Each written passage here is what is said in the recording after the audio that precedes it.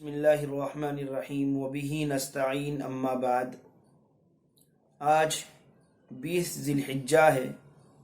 اسی کی مناسبت سے حضرت عثمان غنی رضی اللہ تعالیٰ عنہ کے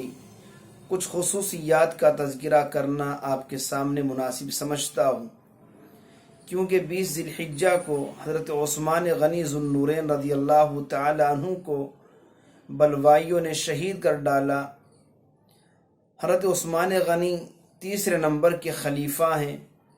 آپ علیہ السلام کے دوہرے داماد ہیں، یعنی پیارے آقا علیہ السلام کی دو صاحبزادیاں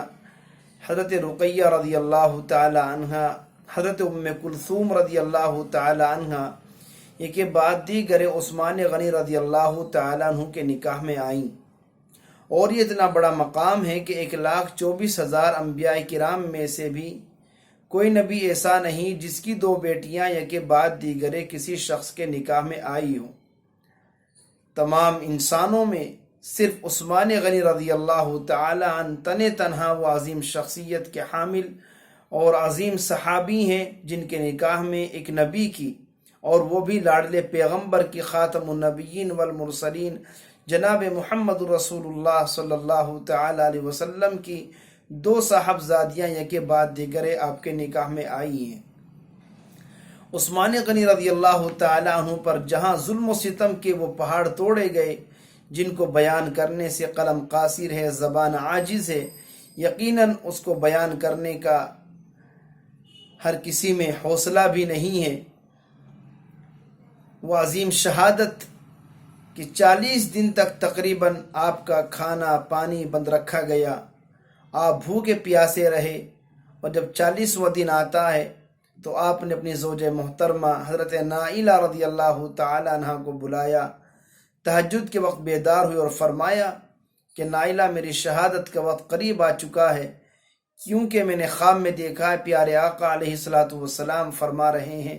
کہ عثمان، تم نے 40 دن سے جو روزہ رکھا ہوا ہے، آج اس کی افطاری کا وقت آ چکا ہے، حوض کوثر پر تمہاری افطاری کا انتظام ہو رہا ہے، لہذا میرا لباس لائیے، میرا کرتا پائجامہ لائیے، اب میری شہادت کا وقت قریب ہے۔ چنانچہ اسی روز عثمان غنی رضی اللہ تعالیٰ عنہ کو شہید کر دیا گیا۔ آپ قرآن مجید کی تلاوت فرما رہے ہیں، اور شہادت کی بنیاد پر آپ کے بدن سے جو خون کا فوارہ پھوٹا وہ قرآن کریم کے صفحات پر جا کر گرا۔ پتہ یہ چلا کہ قیامت کے روز جہاں احد پہاڑ احد کے شہیدوں کی گواہی پیش کرے گا، کربلا کا میدان کربلا کے شہداء کی شہادت پیش کرے گا، وہیں اللہ کا یہ عظیم کلام قرآن مجید قیامت کے دن اللہ کی بارگاہ میں عثمان غنی رضی اللہ تعالیٰ عنہ کی شہادت کی گواہی پیش کرے گا، اور عثمان غنی رضی اللہ تعالیٰ عنہ کی شفاعت کرے گا۔ آپ کی حیا جو یقیناً ایک مثال بن گئی، اور اللہ کے رسول علیہ السلام نے اس کی طرف وہ احیاہم عثمان کہہ کر کے اشارہ فرمایا۔ اتنے بڑے حیا والے، شرم والے آپ ذو النورین، یعنی دو نور والے اللہ کے رسول کی دو صاحبزادیاں آپ کے نکاح میں آئیں۔ آپ نے اپنا تمام مال اور ساری کی ساری دولت فی سبیل اللہ، اللہ کی رضا کی خاطر اعلاء کلمت اللہ کے لیے اللہ کے راستے میں صرف فرمائی۔ یہ بہت بڑا عظیم کارنامہ اور بہت بڑا سرمایہ ہے۔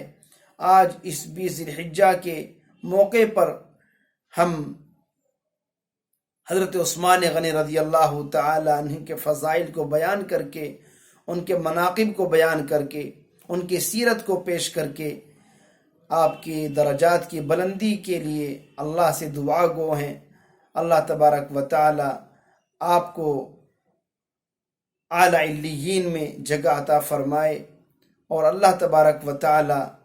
آپ کی شہادت کو بے حد قبول فرمائے، اور رب کریم ہم سب کو صحابہ کرام کے بالخصوص خلفائے اربعہ اور عشرہ مبشرہ کے نقوش قدم پر چلنے کی توفیق نصیب فرمائے۔ آمین۔ وما علینا الا البلاغ المبین۔